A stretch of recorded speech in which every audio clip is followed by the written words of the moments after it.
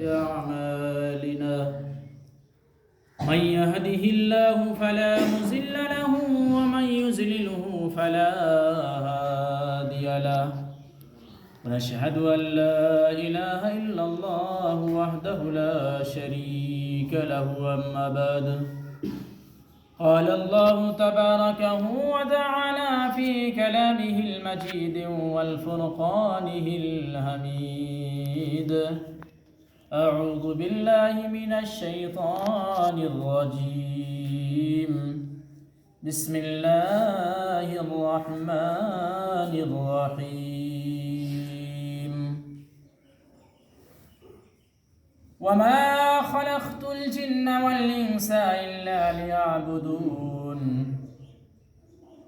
وقال تعالى في موضع آخر قد أفلح من تزكى وذكر اسم ربه فصلى على آخر آية. وقال النبي صلى الله عليه وسلم الصلاة عماد الدين فمن أقامها أقام الدين ومن هدمها هدم الدين. وقال في موضع آخر بني الإسلام على 5 شهادة أن لا إله إلا الله وأن محمدا عبده ورسوله وإقام الصلاة وإيتاء الزكاة والحج وصوم رمضان أو كما قال عليه الصلاة والسلام. محترم دوستر عزیزو, আল্লাহ তাবারক ওয়া তাআলা লাখো লাখো শুকরিয়া যে আল্লাহ তাবারক ওয়া তাআলা আমাদেরকে বিভিন্ন কাজ থেকে ফারাগাত করে নিয়ে জুমার দিনে মসজিদে আসার তৌফিক দিয়েছেন। এই জন্য সকলে একবার বলি আলহামদুলিল্লাহ।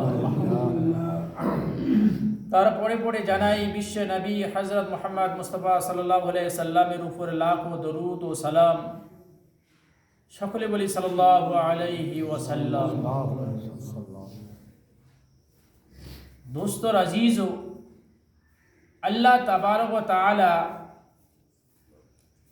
হযরত আদম আলাইহিস সালাতু ওয়াস সালাম থেকে নিয়ে হুজুর পাক সাল্লাল্লাহু আলাইহি সাল্লাম পর্যন্ত যত আম্বিয়া আলাইহিস সালাতু ওয়াস সালামকে দুনিয়াতে আল্লাহ তাআলা পাঠিয়েছেন, তার একটাই উদ্দেশ্য যে এই বান্দা যেন কোনোদিন আল্লাহকে ভুলি না যায়, আল্লাহ ভোলা যেন বান্দা না হয়, বান্দা যেন তার খালিককে চেনে, বান্দা যেন তার বানানেওয়ালা রব যে আছে সেই বানানেওয়ালা রবকে পেহচানে yani জানে, এবং তার হুকুম এবং আম্বিয়া আলাইহিস সালাতু ওয়াস সালাম যে বাণী যে নির্দেশ দিয়ে গিয়েছিলেন সেই সমস্তকে মেনে চলে। দোস্ত, এটাকে যদি আমরা কেউ মেনে চলি, আল্লাহ তাবারক ওয়া তাআলার হুকুম আর হুজুর পাক সাল্লাল্লাহু আলাইহি সাল্লামের তরিকা মোতাবেক যদি আমি আপনি জিন্দেগিটাকে গঠন করি, এর উপরে যদি চলি, দুনিয়াতে কামিয়াবি, মরণের পরে যে জিন্দেগি আছে এতেও কামিয়াবি। দোস্ত, মরণের পরে যে জিন্দেগি আছে এতেও কামিয়াবি। দোস্ত, দুনিয়াতে 60 সাল থেকে 65 বছর, বেশি থেকে বেশি 70, 80, 100 এর ঊর্ধ্বে কিন্তু কেউ দুনিয়াতে থাকে না। দোস্ত, আদম আলাইহিস সালাতু ওয়াস সালাম থেকে নিয়ে আজ পর্যন্ত বহুত লোক দুনিয়া থেকে চলে গিয়েছেন, কিন্তু একটা মিসাল, একটা উদাহরণ এইরকম নাই যে অমুক লোকটা আবার দুনিয়াতে ফিরে যাচ্ছে। আচ্ছা, কি আসে নাই, আর কিয়ামত অবধিও কেউ দুনিয়াতে ফিরে আসবে না। দোস্ত, দুনিয়ার জিন্দেগি হচ্ছেন 60 থেকে 65, আর সেখানকার মরণের পরে যে জিন্দেগি আছে তার কোনো শেষ নাই, তার কোনো সীমা নাই। দোস্ত, যদি আমি আপনি এই 60 আর 65 সালের জিন্দেগিতে আখিরাতকে কামাইতে পারি, তো দুনিয়াতে কামিয়াবি, আর মরণের পরে যে জিন্দেগি আছে এতেও কামিয়াবি। দোস্ত, এতেও কামিয়াবি হবে। দোস্ত, যদি ভালো কাজ করি, আল্লাহ তাবারক তাআলার হুকুম আর হুজুর পাক সাল্লাল্লাহু আলাইহি সাল্লামের তরিকা মোতাবিক চলি, তো মৌতের পরে যে জিন্দেগি আছে, আল্লাহ তাবারক তাআলা আমাকে আপনাকে খুশি করে জান্নাত দিবে। তিনি রহম করে আমাদেরকে কি দিবে? জান্নাত দিবেন দোস্ত। আর যদি আল্লাহ তাবারক তাআলার হুকুম আর হুজুর পাক সাল্লাল্লাহু আলাইহি সাল্লামের তরিকা মোতাবিক আমি আপনি না চলি, নিজের মনমোহক জিন্দেগি উপর চলি, দুনিয়ার রং তামাশার মধ্যে লিপ্ত হই, তো দোস্ত নিজে খেয়াল করি যে আল্লাহ আমাকে কেন পাঠিয়েছিল আর কেনই বা পাঠিয়েছে, তার উদ্দেশ্যটা কি। তার উদ্দেশ্য যদি পুরা না হয়, তো দুনিয়াতে তো বরবাদ হব, মরণের পরে যে জিন্দেগি আছে সেখানে আমাকে কি দিবে? জাহান্নাম দিবে দোস্ত। কি দিবে? জাহান্নাম দিবে দোস্ত। বলছেন যে যারা মুমিন মুত্তাকি আর পরহেজগার হবে, যারা শুহাদা হবে, যারা সিদ্দিকিন হবে, তাদের জন্য আল্লাহ তাবারক ওয়া তাআলা রেখেছেন জান্নাত। কি রেখেছেন? জান্নাত। আর এই জান্নাতের মধ্যে এমন এমন জিনিস রয়েছে, এমন এমন ফল রয়েছে, এমন হুর রয়েছেন যে হুরকে দুনিয়ার কোনো লোক তো দূরের কথা, কেউ তাকে স্পষ্ট পর্যন্ত করতে পারে নাই দোস্ত। বলছেন জান্নাতের একটা হুর যদি একটি আঙ্গুলের নখ যদি দুনিয়াতে বাইর করে দেয়, তো বলছেন দুনিয়ার সমস্ত আলোর থেকে ওর আলোটা বেশি হবে দোস্ত। দুনিয়ার সমস্ত আলোর থেকে ওর আলোটা বেশি হবে। তাহলে কিরকম হবে দোস্ত? জান্নাতের হুর কিরকম হবে তাহলে দোস্ত? আর আল্লাহ তাবারক ওয়া তাআলা আমাকে আপনাকে এই নিয়ামতগুলো এমনি দিবে না দোস্ত। তার কাজ করতে হবে আমাকে, তার হুকুম মানতে হবে আমাকে, তাহলে এই সমস্ত নিয়ামত আমি আপনি পাবো দোস্ত। যে সময় একজন জান্নাতি জান্নাতের মধ্যে যাবে, জান্নাতের মধ্যে যাওয়ার পরে দেখবি যে আমার জন্য এত কিছু জিনিস, তো জান্নাতের মধ্যে সে আল্লাহ তাবারক ওয়া তাআলার শুকরিয়া আদায় করবে এবং সিজদার মধ্যে পড়ে যাবে। আল্লাহ তাবারক ওয়া তাআলা বলবেন, আমি সংক্ষিপ্ত বলছি, যে আল্লাহ তাবারক ওয়া তাআলা বলবেন যে হে আমার বান্দা, এটাই আমার তোমার জন্য শেষ নয়, তোমার জন্য তো আরও রয়েছে। সে বলছেন, হয়রান হয়ে যাবেন যে আমার জন্য আরও রয়েছে, এত কিছু নিয়ামত পাওয়ার পরেও আমার জন্য আরও কিছু রয়েছে। বলছে হ্যাঁ, তোমাদের জন্য আরও কিছু রয়েছে। সে হচ্ছেন আল্লাহ তাবারক ওয়া তাআলার হচ্ছেন দিদার। সেটা হচ্ছেন কি? আল্লাহ তাবারক ওয়া তাআলার সঙ্গে কি? দিদার। হযরত মুসা আলাইহিস সালাতু ওয়াস সালামের ঘটনা আমরা সকলে জানি। হযরত মুসা আলাইহিস সালাতু ওয়াস সালাম তিনি চেয়েছিলেন যে আল্লাহ আমি তোমার সঙ্গে কথা বলবো, তোমার সঙ্গে কালাম করব। তো মুসা আলাইহিস সালাতু ওয়াস সালামকে আল্লাহ বলছেন না, এটা সম্ভব নয়। তো মুসা আলাইহিস সালাতু ওয়াস সালাম খুব জিদ্দি ছিল আর খুব রাগী ছিল। তো মুসা আলাইহিস সালাম বলছেন না, আমি করবই তোমার সঙ্গে দিদার, তোমার সঙ্গে সাক্ষাৎ করবই। আল্লাহ তাবারক ওয়া তাআলা তিনাকে বলছেন যে 40 দিন রোজা রাখো, 1 মাস রোজা রাখো, তারপরে আমার কাছে আসো, অমুক পাহাড়ের মধ্যে আমার কাছে আসো, আর তোমার সঙ্গে আমার দিদার হবে পর্দার ভিতরে দোস্ত। তো মুসা আলাইহিস সালাতু ওয়াস সালামের সঙ্গে দিদার হয়েছিল কার ভিতরে? একদিকে আল্লাহ তাবারক ওয়া তাআলা, আরেকদিকে মুসা, আর মাঝখানে ছিল পর্দা। তারপরে কি হয়েছিল? মুসা আলাইহিস সালাতু ওয়াস সালাম আর আল্লাহ তাবারক ওয়া তাআলার সঙ্গে হাম কালাম হয়েছিল দোস্ত। কিন্তু জান্নাতীরা যে সময় জান্নাতে যাবে, আল্লাহ তাবারক ওয়া তাআলার সঙ্গে যে সময় দিদার হবে তাদের, বলছেন কোনো পর্দা থাকবে না দোস্ত, কোনো পর্দা থাকবে না। যে সময় আল্লাহ তাবারক ওয়া তাআলা জান্নাতীদের সামনে জলওয়া আফরোজ হবে, তো এইরকম করে কত হাজার বছর চলে যাবে, তারা নিজেও চিন্তা করতে পারবে না দোস্ত। জান্নাতের মধ্যে সবথেকে বড় নিয়ামত হচ্ছেন আল্লাহ তাবারক ওয়া তাআলার হচ্ছেন দিদার। কি বড় নিয়ামত? আল্লাহ তাবারক ওয়া তাআলার হচ্ছেন দিদার। তো আমার আপনার দিদারটা আমাকে যদি আল্লাহ তাবারক ওয়া তাআলা তার রহম করে মেহেরবানি করে জান্নাতি দেয়, তো আমার আপনার দিদারটা ওই রকম হবে আমি যেরকম আমল দুনিয়াতে করেছি দোস্ত। যেরকম আমল আমি দুনিয়াতে করেছি, কারোর সঙ্গে প্রত্যেক দিন হবে দিদার, কারোর সঙ্গে সপ্তাহে একদিন হবে, কারোর সঙ্গে মাসে একদিন হবে। ইয়ানি দুনিয়াতে যেরকম আমল, ওই রকম আল্লাহ তাবারক ওয়া তাআলার সঙ্গে কাল জান্নাতের মধ্যে হবে দিদার। এই জন্য দোস্ত, আল্লাহ তাবারক ওয়া তাআলা আমাকে আপনাকে দুনিয়া দিয়েছেন শুধু দুনিয়ার রং তামাশার জন্য নয়, দুনিয়ার মস্তি, দুনিয়ার এশ ও ইশরাতের জন্য নয়। আল্লাহ তাবারক ওয়া তাআলার হুকুম আর হুজুর পাক সাল্লাল্লাহু আলাইহি সাল্লামের তরিকা মোতাবেক আমাকে আপনাকে পুরা লাইফটাকে চলতে হবে দোস্ত, পুরা জিন্দেগি চলতে হবে, পুরা জিন্দেগি চলতে হবে দোস্ত। দোস্ত আল্লাহ তাবারক ওয়া তাআলার হুকুম যে সময় সাহাবায়ে কেরামদের সামনে আসছিল, হুজুর পাক সাল্লাল্লাহু আলাইহি সাল্লাম যে সময় বলেছিল যে আমার সাহাবায়ে কেরাম অমুক জায়গায় যেতে হবে, অমুক জায়গায় কাফেরদের সঙ্গে লড়াই করার জন্য যেতে হবে দোস্ত, তারা সমস্ত কিছু জিনিস ত্যাগ করে তারা সঙ্গে সঙ্গে বাইর হয়ে যাইতো দোস্ত। এর ফল কি হয়েছিল দোস্ত? আল্লাহ তাবারক ওয়া তাআলা এর ফল এমন দিয়েছিল যে আমরা সকলে জানি হযরত হামজা রাদিয়াল্লাহু তাআলা আনহুর ঘটনা, যে তিনি হুজুর পাক সাল্লাল্লাহু আলাইহি সাল্লামের চাচা ছিলেন, খুব জিগরি চাচা ছিলেন। বিবাহ করে নিয়ে আসছে, শুধুমাত্র রাত ছিল, সকালবেলা ঘুম থেকে উঠে শুনে যে হুজুর পাক সাল্লাল্লাহু আলাইহি সাল্লাম কোথায় গিয়েছে, যুদ্ধের ময়দানে চলে গিয়েছেন। কোথায় গিয়েছেন? জিহাদের ময়দানে চলে গিয়েছেন দোস্ত। তিনার বিবিকে বলছেন, বিবি, হুজুর পাক সাল্লাল্লাহু আলাইহি সাল্লাম জিহাদের মধ্যে চলে গেছে, আমিও চললাম। তো তিনার স্ত্রী বলছেন, হে আমার স্বামী, বিয়ে তো রাত্রিবেলা হইলো, আমি তো তোমার এখনো মুখটাও পর্যন্ত দেখি নাই, তোমার চেহারাটাও তো এখনো দেখি নাই, তোমার সকলটাও তো এখনো দেখি নাই, কমস কম তোমার চেহারাটা, তোমার সকলটা তো আমাকে একটু দেখিয়ে যাও।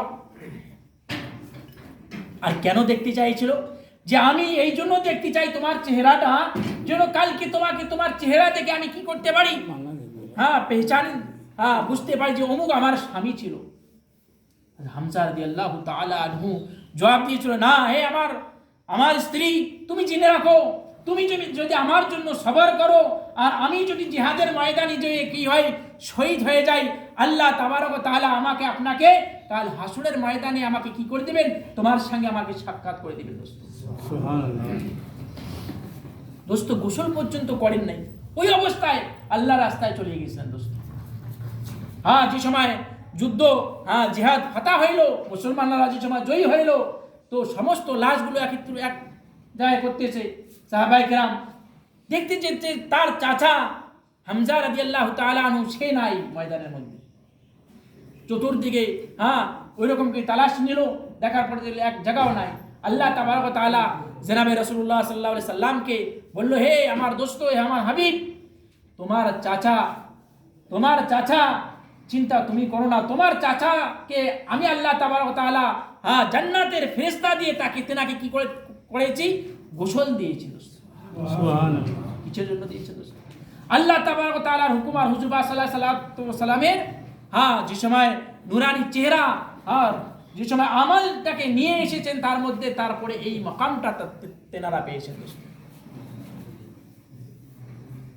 তাহলে তারা কত বড় ভাগ্যবান ছিল যে জান্নাতের ফেরেশতারা তাদের গোসল ফেরেশতায় দুনিয়াতে দিয়েছেন দোস্ত। এরকম বহুত ওয়াকিয়া আমরা জানি, যে বহুত সাহাবায়ে কেরাম তারা দিনের জন্য দিনকে বাকি রাখার জন্য তারা আল্লাহ রাস্তায় কি হয়েছিল, শহীদ হয়েছিলেন দোস্ত। আমরা সকলে জানি হাসান রাদিয়াল্লাহু তাআলা আনহু আর হযরত হোসেন রাদিয়াল্লাহু তাআলা আনহু, তারা কি হয়েছিল, এই দিনের জন্য, দিনকে বাকি রাখার জন্য তারা কি হয়েছিল, শহীদ হয়েছিল। সে কোন দিন শহীদ হয়েছিল দোস্ত? 10 মুহররমুল হারামে তারা কি হয়েছিল, শহীদ হয়েছিলেন দোস্ত। আর এই 10 মুহররম হারাম যে মাসটা চলতেছেন, এবং এই আরবি মাসে যে 10 তারিখ রয়েছেন, এই মাসের 10 তারিখে বিশাল বড় ফজিলত রয়েছেন দোস্ত।